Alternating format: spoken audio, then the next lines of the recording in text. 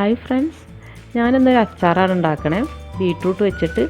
അപ്പോൾ വളരെ സിമ്പിളായിട്ട് അധികം മസാലപ്പൊടികളൊന്നും ചേർക്കാതെ നല്ല രുചിയോടുകൂടി എങ്ങനെ ബീട്രൂട്ട് അച്ചാർ ഉണ്ടാക്കുന്നതെന്ന് നോക്കാം. അപ്പോൾ നമുക്ക് അച്ചാർ ഉണ്ടാക്കി തുടങ്ങാം. അതിന് വേണ്ടിയിട്ടൊരു പാന് ചൂടാക്കി അതിലേക്ക് ഒരു 1/4 കപ്പോളം എണ്ണ ഒഴിച്ചു കൊടുക്കാം. അപ്പോൾ ഞാനിവിടെ ഉപയോഗിക്കുന്നത് നമ്മുടെ എള്ളെണ്ണ അല്ലെങ്കിൽ നല്ലെണ്ണ എന്നൊക്കെ പറയില്ലേ, ആ ഒരു എണ്ണയാണ്. ഞങ്ങളവിടെ നല്ലെണ്ണ എന്നാണ് പറയാം.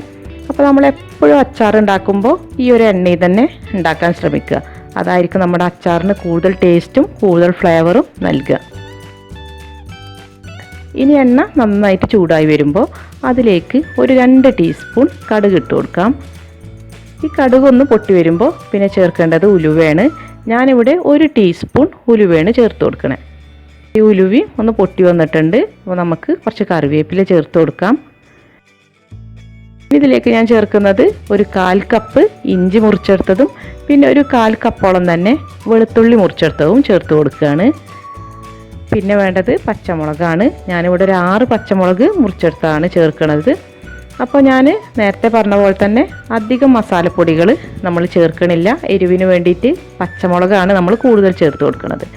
അപ്പോൾ ഇവിടെ അച്ചാറായാലും അധികം എരിവ് ഇഷ്ടമല്ലാത്തതുകൊണ്ട് ഞാനിവിടെ ഒരു 6 എടുത്തിട്ടുള്ളൂ. ഇനി നിങ്ങൾക്ക് കൂടുതൽ എരിവ് ഇഷ്ടമാണെങ്കിൽ കൂടുതൽ പച്ചമുളക് ഇതിലേക്ക് ചേർക്കാം കേട്ടോ.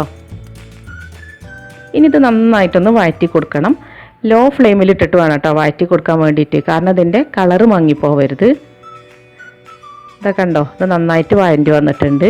ഇനി സ്റ്റൗവ് ഓഫ് ചെയ്തതിന് ശേഷം നമുക്ക് കുറച്ച് മസാലപ്പൊടികൾ ഇതിൽ ചേർത്ത് കൊടുക്കുന്നുണ്ട്. ഒരു 1/2 ടീസ്പൂൺ മഞ്ഞൾപ്പൊടി ചേർത്ത് കൊടുക്കാം. പിന്നെ വേണ്ടത് മുളക് പൊടിയാണ്. അപ്പോൾ ഞാനിവിടെ അധികം മുളക് പൊടി ചേർക്കണില്ല. നമ്മൾ എരിവിന് വേണ്ടിയിട്ട് പച്ചമുളകാണ് ചേർത്ത് കൊടുക്കുന്നതെന്ന് പറഞ്ഞിട്ടുണ്ടായിരുന്നു. അപ്പോൾ 1 ടേബിൾ സ്പൂൺ മുളക് പൊടി മതിയാകും. ഇനി വേണ്ടത് 1/2 ടീസ്പൂൺ നല്ല വറുത്ത് പൊടിച്ച ഉലുവയുടെ പൊടി,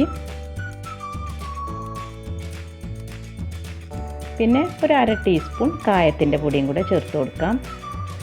പിന്നെ ഇതിലേക്ക് പാകത്തിന് ഉപ്പും കൂടെ ചേർത്ത് കൊടുത്തിട്ട് ഒന്നും കൂടെ വഴറ്റി കൊടുക്കാം. അപ്പോൾ നമ്മൾ സ്റ്റൗ ഓൺ ചെയ്തിട്ടില്ല, സ്റ്റൗ ഓഫ് ചെയ്തിട്ട് തന്നെയാണ് ഇതിൻ്റെ ഒരു പച്ചച്ചുവ മാറുന്നത് വരെ വഴറ്റി കൊടുക്കേണ്ടത്.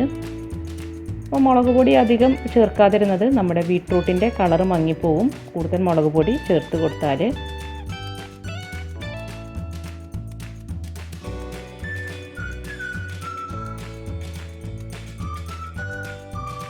അപ്പോൾ നമ്മുടെ മസാലപ്പൊടികൾ നന്നായിട്ട് വഴഞ്ഞു വന്നിട്ടുണ്ട്.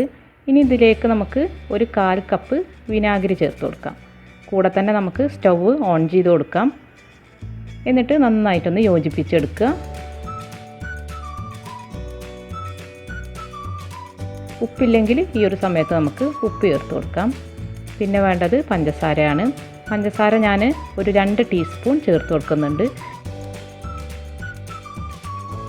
ഇതിലേക്ക് ചേർത്ത ഈ വിനാഗിരിയുടെ ഒക്കെ പുളി ഒന്ന് ബാലൻസ് ചെയ്യാൻ വേണ്ടിയിട്ട് മാത്രമാണ് കേട്ടോ, അല്ലാതെ മധുരമൊന്നും ഉണ്ടാവില്ല. അപ്പോൾ അത് എല്ലാം കൂടെ ഒന്ന് യോജിപ്പിച്ചെടുത്തതിന് ശേഷം അതിലേക്ക് 3 കപ്പ് നമ്മുടെ ബീട്രൂട്ട് മുറിച്ചെടുത്തത് ചേർത്ത് കൊടുക്കാം. ഇനി നന്നായിട്ട് ഇതൊന്ന് യോജിപ്പിച്ചെടുക്കണം.